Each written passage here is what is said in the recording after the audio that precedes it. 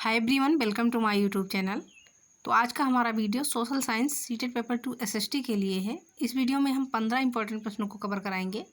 16 question से लेकर के 30 क्वेश्चन आपको इस वीडियो में देखने को मिलेगा। तो आप लोग वीडियो पर कंटिन्यू बने रहिएगा।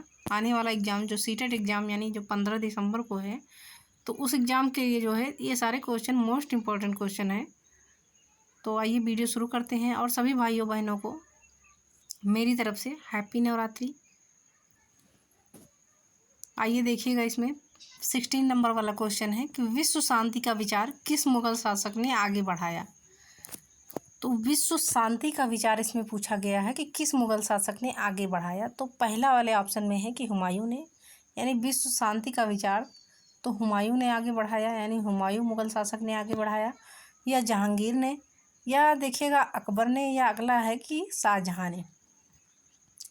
तो विश्व शांति का विचार इसे बढ़ाया है अकबर ने, यानी वो मुगल शासक अकबर था जिन्होंने विश्व शांति का विचार बढ़ाया। तो इसका सही उत्तर हो जाएगा ऑप्शन नंबर 3। अब आइए देखिएगा, नेक्स्ट वाला क्वेश्चन है, यानी 17 नंबर वाला क्वेश्चन है कि पितरा ड्यूरा था या थी। पितरा ड्यूरा क्या था या क्या थी। तो पहला है कि यूनानी देवता, यानी पितरा ड्यूरा तो ये यूनानी देवता था, या धात्विक तकनीक, यानी धात्विक तकनीक था या थी, देखिएगा। अब अगला है कि भवनों को सजाने की शैली, यानी पितरा ड्यूरा तो ये भवनों को सजाने की शैली थी, या फोर्थ है कि उत्तराधिकारी की भूमिका, यानी पितरा ड्यूरा तो ये था उत्तराधिकारी की भूमिका। तो देखिए, पितरा ड्यूरा ये था भवनों को सजाने की शैली।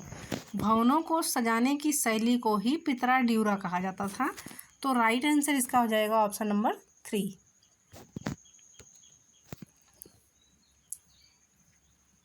अब देखिए, नेक्स्ट वाला क्वेश्चन है, यानी क्वेश्चन नंबर 18 है कि निम्नलिखित में से कौन सा युग्म मुगल चारबाग का एक स्थल नहीं है। यानी कौन सा युग्म जो है तो वो मुगल चारबाग का एक स्थल नहीं है। तो पहला है हुमायूं का मकबरा, यानी हुमायूं का मकबरा तो ये युग्म मुगल चारबाग का स्थल नहीं है, या कुव्वत उल इस्लाम मस्जिद, या शालीमार का बाग, या लाल महर बारी। तो देखिए, इसका सही उत्तर हो जाएगा कि मुगल चारबाग का एक स्थल नहीं है, तो वो है कुव्वत उल इस्लाम मस्जिद। कुव्वत उल इस्लाम मस्जिद तो ये मुगल चारबाग का एक स्थल नहीं है। राइट आंसर इसका हो जाएगा ऑप्शन नंबर 2। अब आइए देखिएगा, नेक्स्ट वाला क्वेश्चन है कि खालसा की स्थापना करने वाले निम्न में से कौन थे। यानी खालसा पंथ की स्थापना करने वाले तो निम्नलिखित में से कौन थे। तो पहला है गुरु गोविंद सिंह, यानी खालसा पंथ की स्थापना करने वाले गुरु गोविंद सिंह थे, या गुरु तेग बहादुर सिंह, या गुरु नानक देव, या गुरु अंगद देव। तो देखिएगा कि खालसा पंथ की स्थापना करने वाले थे गुरु गोविंद सिंह। गुरु गोविंद सिंह ने ही जो है तो खालसा पंथ की स्थापना किया था। तो इसका सही उत्तर हो जाएगा ऑप्शन नंबर 1। अब देखिएगा, नेक्स्ट वाला क्वेश्चन है कि सूफी संतों के मकबरे को कहा जाता था। यानी सूफी संतों के मकबरे को क्या कहा जाता है। तो पहला है इबादत गाह, कि सूफी संतों के मकबरे को इबादत गाह कहा जाता है, या दरगाह, या ईदगाह, या खानकाह। तो आइए देखिएगा कि सूफी संतों के मकबरे को कहा जाता है दरगाह। दरगाह तो ये सूफी संतों का मकबरा होता है। तो सही उत्तर इसका हो जाएगा ऑप्शन नंबर 2। अब देखिएगा, नेक्स्ट वाला क्वेश्चन है कि बीदरी क्या था। यानी बीदरी क्या था। तो पहला है कि बीदर में उत्पादित सूती कपड़े का एक प्रकार, यानी बीदरी जो था तो ये बीदर में उत्पादित सूती कपड़े का एक प्रकार, या बीदर में उत्पादित तांबे के बर्तनों का एक प्रकार, या अगला देखिएगा कि बीदर के शिल्पकारों द्वारा तांबे और चांदी में किया गया जड़ाऊ काम, या नेक्स्ट है कि बीदर में उत्पादित रेशमी कपड़े का एक प्रकार। तो पूछा क्या गया है क्वेश्चन में कि बीदरी क्या था। तो बीदरी देखिएगा कि बीदर में उत्पादित रेशमी कपड़े का एक प्रकार था।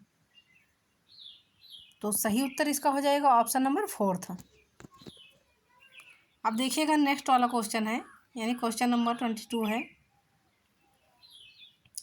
कि मणि ग्रामल और नामदेशी निम्नलिखित में से क्या थे। मणिग्रामल और नानदेशी तो क्या थे? तो पहला है चोल शासन की प्रशासनिक इकाइयाँ, यानी मणिग्रामल और नानदेशी तो ये चोल शासन की प्रशासनिक इकाइयाँ थे, या ब्राह्मणों को ब्रह्मदेह के रूप में दिए गए प्रसिद्ध गांव थे। यानी ब्राह्मणों को तो ब्रह्मदेह के रूप में, ब्राह्मणों को जो दान दिया जाता है तो उसी दान के रूप में दिए गए प्रसिद्ध गांव थे। या अगला देखिएगा कि चोल काल के प्रसिद्ध शहर थे, या दक्षिण भारत के प्रसिद्ध व्यापार संघ थे। तो आइए देखिएगा कि मणिग्रामल और नानदेशी, तो मणिग्रामल और नानदेशी ये दक्षिण भारत के प्रसिद्ध व्यापार संघ थे। दक्षिण भारत के प्रसिद्ध व्यापार संघ को ही मणिग्रामल और नानदेशी कहा जाता है। तो राइट आंसर इसका हो जाएगा ऑप्शन नंबर 4।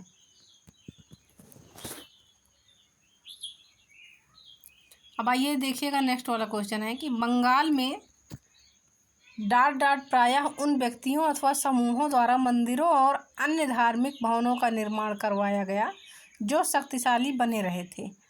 तो आइए ऑप्शन में देखिएगा कि समाज में अद्भुत वास्तुकला का प्रदर्शन करने के लिए, यानी इसीलिए जो है तो भवनों का निर्माण कराया गया।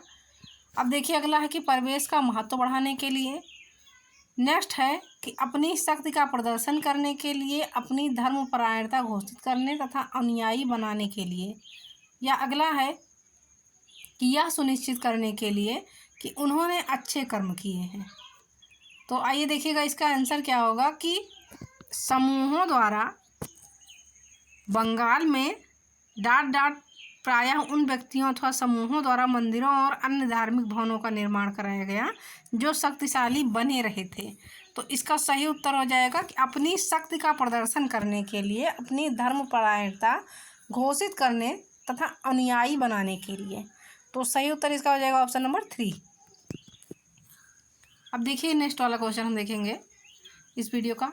देखिएगा इसमें कि निम्नलिखित में से किस सुल्तान ने अनाज को शहर के बाज़ारों में भेजने के लिए बंजारों का प्रयोग किया। यानी कौन सुल्तान था कि अनाज को शहर के बाज़ारों में भेजने के लिए तो उन्होंने बंजारों का प्रयोग किया था।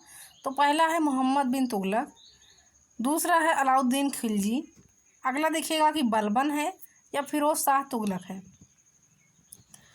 तो इसका सही उत्तर हो जाएगा ऑप्शन नंबर 2 कि अलाउद्दीन खिलजी। यानी अलाउद्दीन खिलजी वह सुल्तान था कि जिन्होंने अनाज को शहर के बाज़ारों में भेजने के लिए बंजारों का प्रयोग किया।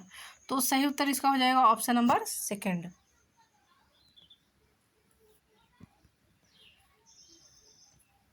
अब हम नेक्स्ट वाला क्वेश्चन आपको कराएंगे। देखिएगा कि आदिवासी जनजातीय लोग अपना पिछला लिखित रिकॉर्ड नहीं रखते थे।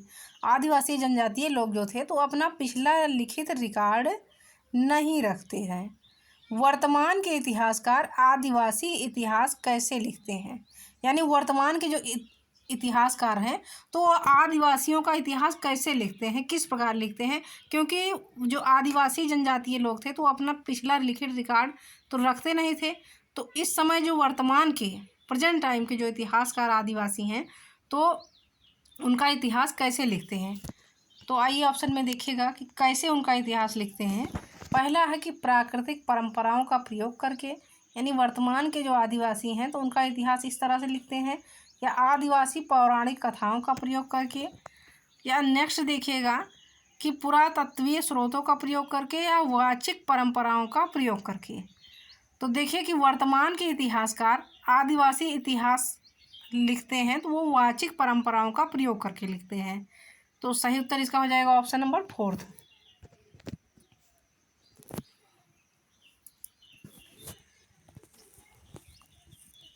आइए देखिएगा नेक्स्ट वाला क्वेश्चन है कि वर्गों में जातियां क्यों उत्पन्न हुई जो भारतीय समाज को संगठित करने का आधार बन गई। यानी वर्गों में जातियां क्यों उत्पन्न की गई जो भारतीय समाज को संगठित करने का आधार बन गई। तो पहला है कि आदिवासी लोगों को वर्ण व्यवस्था में एकीकृत करने में समस्या थी, यानी वर्गों में जातियां इसलिए बनी। या अगला देखिएगा कि जाति और वर्ण समान है। या 3 वाला है कि वर्ण व्यवस्था के विरुद्ध प्रबल विरोध था। उसके बाद 4th है कि लोगों की सामाजिक व आर्थिक आवश्यकताओं में नियमित विस्तार के कारण नए कौशलों से जिससे जातियों का विकास हुआ संपन्न लोगों की ज़रूरत थी। तो देखिए कि वर्गों में जातियां इसीलिए बनाई गई कि लोगों के सामाजिक व आर्थिक आवश्यकताओं में नियमित विस्तार के कारण नए कौशलों से जिससे जातियों का विकास हुआ, संपन्न लोगों की ज़रूरत थी। तो इसका सही उत्तर हो जाएगा ऑप्शन नंबर 4 कि वर्गों में जातियां इसीलिए बनाई गई।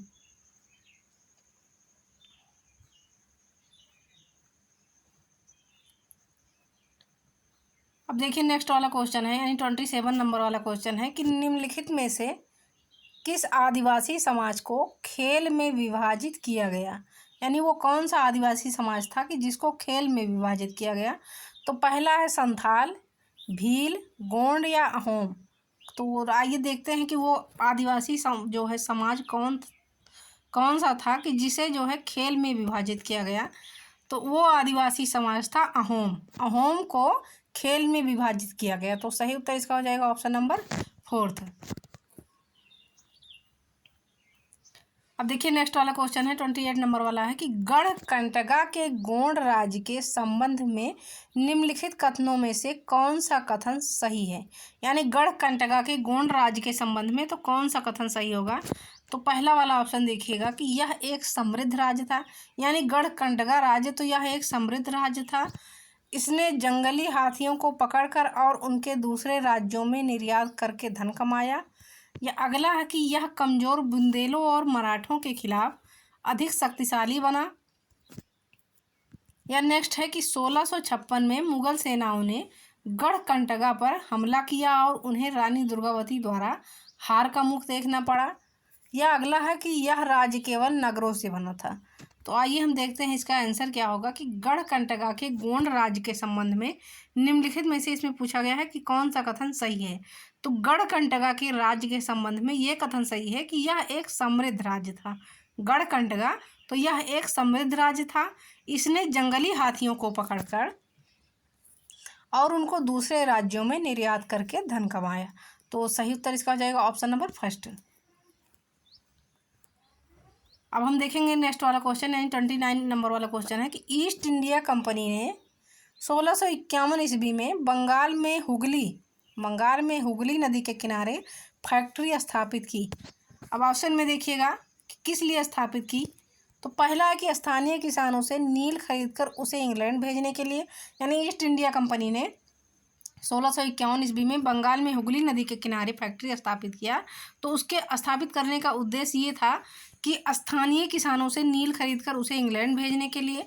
या अगला देखिएगा कि एक आधार बेस स्थापित करने के लिए जहां से फैक्ट्री अपना काम चला सके। या अगला है कि इंग्लैंड को निर्यात करने हेतु सूती कपड़ों के उत्पादन के लिए। या नेक्स्ट है कि मसालों को खरीदकर उन्हें इंग्लैंड भेजने के लिए। तो आइए देखिए इसका आंसर क्या होगा कि ईस्ट इंडिया कंपनी ने 1651 ईस्वी में बंगाल में हुगली नदी के किनारे फैक्ट्री स्थापित की। तो फैक्ट्री स्थापित करने का उसका उद्देश्य ये था कि एक आधार स्थापित करने के लिए जहां से फैक्ट्री अपना काम चला सके। तो सही उत्तर इसका हो जाएगा ऑप्शन नंबर 2। अब आइए देखिएगा इस वीडियो का सबसे लास्ट वाला क्वेश्चन है, यानी क्वेश्चन नंबर 13 है कि सहायक संधि के अंतर्गत ईस्ट इंडिया कंपनी ने राज्यों के भारतीय शासकों को बाध्य किया। यानी सहायक संधि के अंतर्गत तो ईस्ट इंडिया कंपनी ने भारतीय राज्यों के शासकों को क्यों बाध्य किया। तो पहला है कि वे अपनी स्वतंत्र सैनिक शक्ति रखेंगे, कंपनी द्वारा सुरक्षा प्रदान नहीं होगी, परंतु फिर भी इसके रखरखाव का खर्चा उन्हें वहन करना पड़ेगा। यानी इसलिए ईस्ट इंडिया कंपनी ने भारतीय राज्य के शासकों को बाध्य किया। या अगला देखिएगा कि उनकी कोई अपनी स्वतंत्र सैनिक शक्ति नहीं होगी। यानी भारतीय शासकों की तो कोई अपनी स्वतंत्र सैनिक शक्ति नहीं होगी, परंतु केवल कंपनी द्वारा सुरक्षा प्राप्त कर सकेंगे और इसके रखरखाव का खर्चा उन्हें वहन करना होगा। या अगला है कि उनकी कोई अपनी स्वतंत्र सैनिक शक्ति नहीं, बिना किसी रखरखाव के खर्चे के वे कंपनी द्वारा सुरक्षा प्राप्त करेंगे। या नेक्स्ट है कि वे अपनी स्वतंत्र सैनिक शक्ति रखेंगे और साथ साथ उन्हें कंपनी द्वारा सुरक्षा दी जाएगी और इसके रखरखाव का खर्चा उन्हें वहन करना होगा। तो आइए देखिएगा कि ईस्ट इंडिया कंपनी भारतीय राज्यों के शासकों को किस लिए बाध्य किया। तो ईस्ट इंडिया कंपनी ने भारतीय राज्यों के शासकों को इसीलिए बाध्य किया कि उनकी कोई अपनी स्वतंत्र सैनिक शक्ति नहीं होगी। यानी भारतीय राज्य के शासकों की तो उनकी कोई अपनी स्वतंत्र सैनिक शक्ति नहीं होगी, परंतु केवल कंपनी द्वारा सुरक्षा प्राप्त कर सकेंगे। यानी भारतीय राज्य के शासक तो केवल कंपनी द्वारा ही सुरक्षा प्राप्त कर सकेंगे और इसके रखरखाव का खर्चा उन्हें वहन करना होगा। तो सही उत्तर इसका हो जाएगा ऑप्शन नंबर सेकंड।